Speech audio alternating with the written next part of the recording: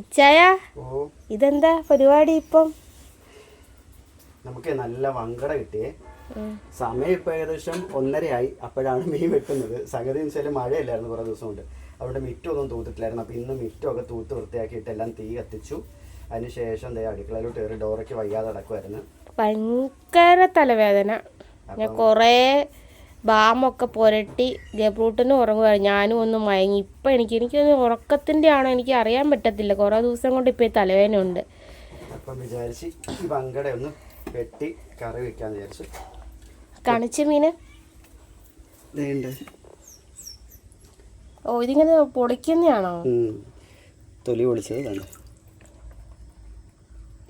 ഓ അപ്പോൾ ഇന്ന് നമുക്ക് വങ്കടക്കറി വെക്കാന്ന് വിചാരിച്ചു. ആര് വെക്കും? കറി നീ വെക്കും, ഞാൻ വെട്ടിത്തരാം. അപ്പം നമുക്ക് ഇത് വെട്ടിക്കൊടുക്കാം. എവിടെ നിന്ന് കിട്ടിയ മീന്?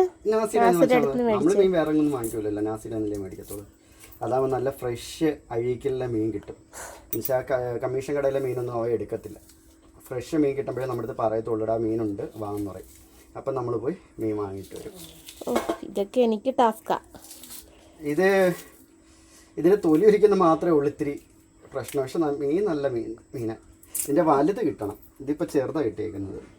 വലുത് അടിപൊളിയാണ്. പണ്ട് ഞങ്ങൾ ഇത് വെച്ചിട്ട് ബിരിയാണി ഉണ്ടാക്കിയിട്ടുണ്ട് കോവിഡ് സമയത്ത്. നമ്മുടെ ഇവിടെ എല്ലാം ഫുള്ള് നമ്മൾ ക്ലീൻ ചെയ്യും കേട്ടോ.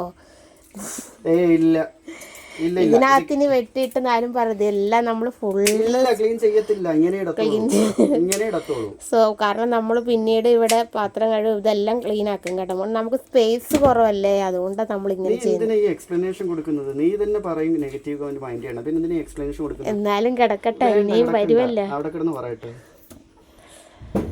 അപ്പം മീൻ വെട്ടെ ഞാൻ കറിയും വെക്കാട്ടോ.